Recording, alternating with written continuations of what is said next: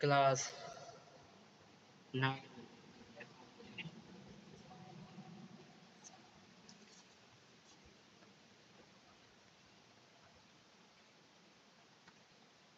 এই থাম্বনেলে দেখতে পাচ্ছি নবম এবং দশম শ্রেণীর খুব গুরুত্বপূর্ণ 2019 থেকে 2025 পর্যন্ত সারাংশ এবং সারমর্ম। আজকে আমরা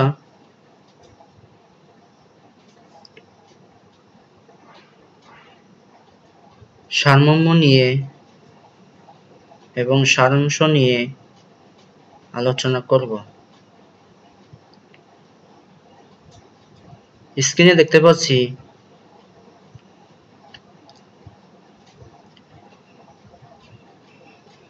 (2019 থেকে 2025) পরীক্ষায় অথবা এসএসসিতে এসে থাকে, অথবা তোমাদের স্কুল কলেজ পরীক্ষায় প্রশ্নতে সারাংশ সারমর্ম আসে। তাই আমি অনেক সুন্দর করে লিখে উপস্থাপন করছি। আমরা দেখছি প্রায় পরীক্ষায় প্রশ্নতে এইসব সারাংশ ও সারমর্ম আসে। তাই আমাদের জন্য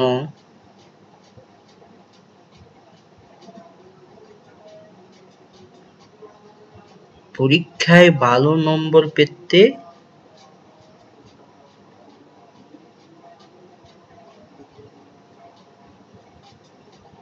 এসব সারাংশ ও সারমর্ম সাহায্য করতে পারে।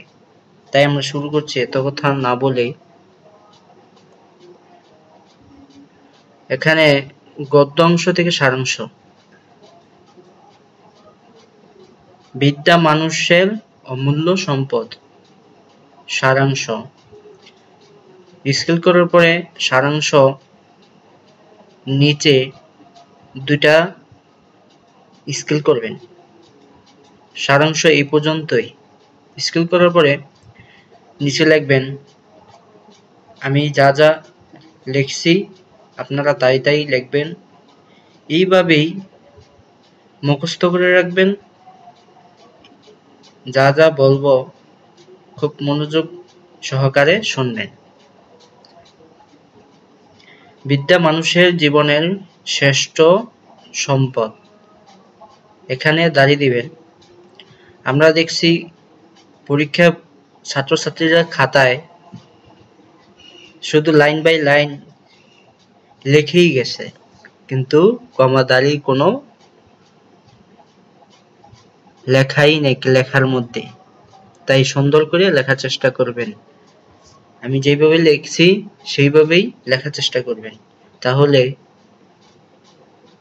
নাম্বারের কোনো কমতি থাকবে না, কারেক্ট নাম্বারই পাবেন।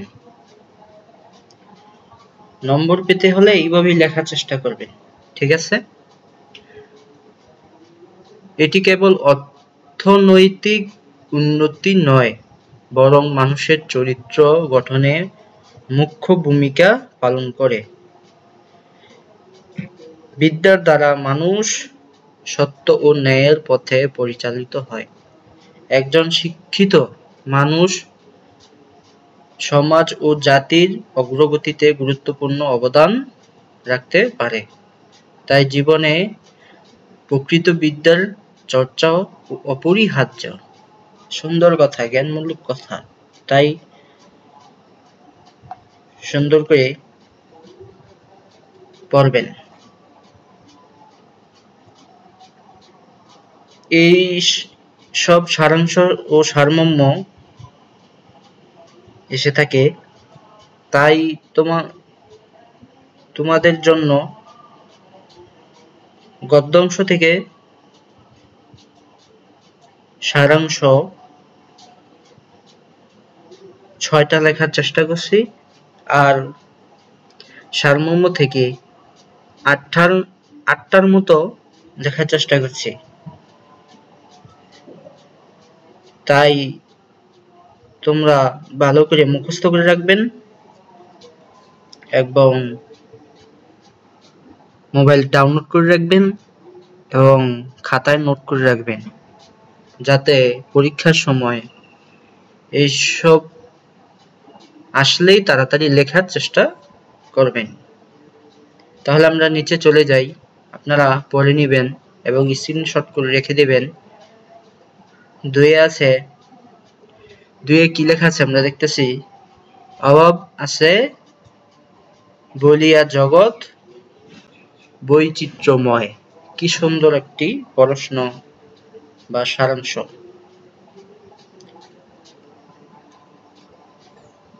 এখানে আপনারা মুখস্থ করে রাখবেন এবং স্ক্রিনশট করে রেখে দিবেন।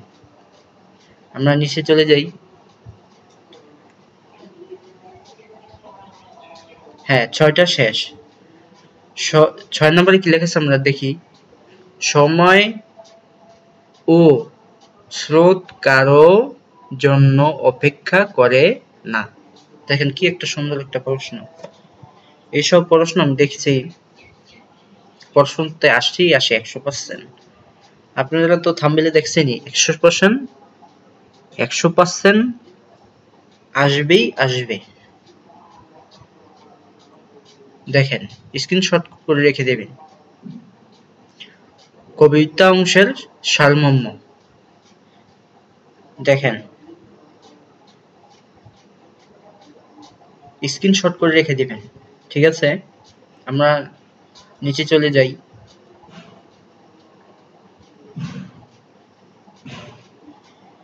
এই যে একটা ৩ নম্বরে লেখা আছে, হে দারিদ্র তুমি আমার কাছে মহান। সারমর্ম নিচে সুন্দর করে দুইটা স্ক্রিন করে দাগ দেওয়ার পরে লেখা শুরু করে দেবেন। কবি দারিদ্রকে শুধুমাত্র দুর্বলতা হিসেবে না দেখে, এখানে কিন্তু কমা আছে, কমা দিবেন নিশ্চয়ই। তারপরে কি লেখা আছে, একজন শিক্ষক হিসাবে দেখেছেন দারিদ্র মানুষকে আত্মনির্ভরশীল ও পরিশ্রমী করে তোলে। এটি মানুষের আত্মশক্তি ও মানসিক দৃঢ়তা বৃদ্ধি করে। তাই দারিদ্র্যই প্রকৃত উন্নতির মূল্য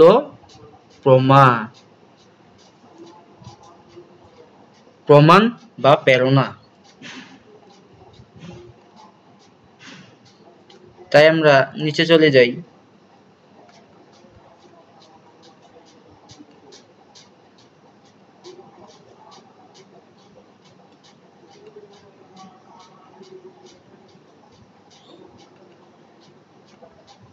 এখানে ৮ নম্বরে লেখা আছে, বসুমতী কেন তুমি তাহে একেবারে ছাড়ে। কি সুন্দর কবি কি সুন্দর ভাবে লেখে উপস্থাপন করেছে বইয়ে, বাংলা দ্বিতীয় পত্রে ব্যাকরণে।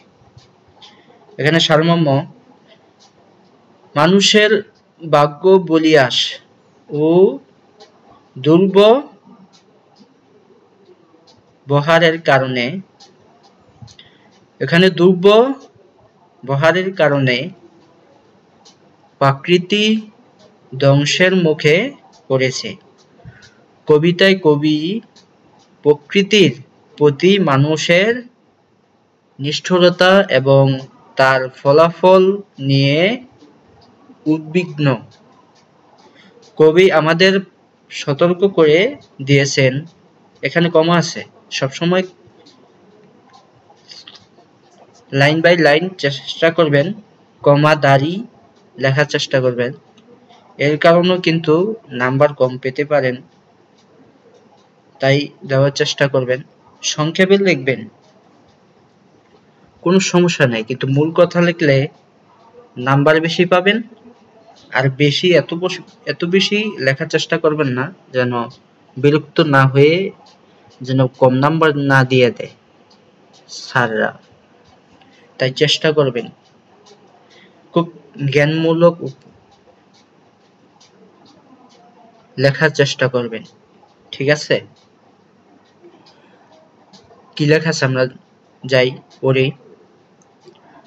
প্রকৃতির প্রতি দায়িত্বশীল না হলে তার প্রতিশোধ ভয়াবহ হতে পারে।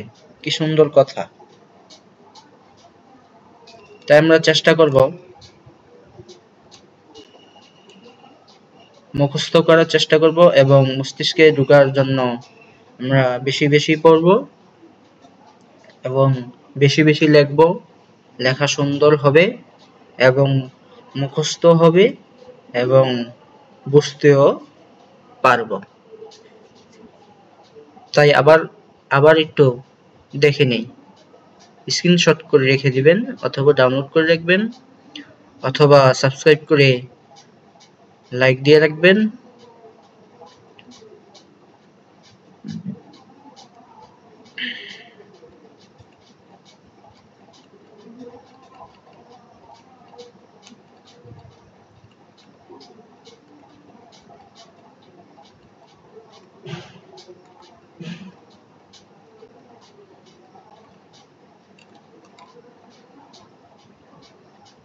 সবাইকে ধন্যবাদ দেখার জন্য।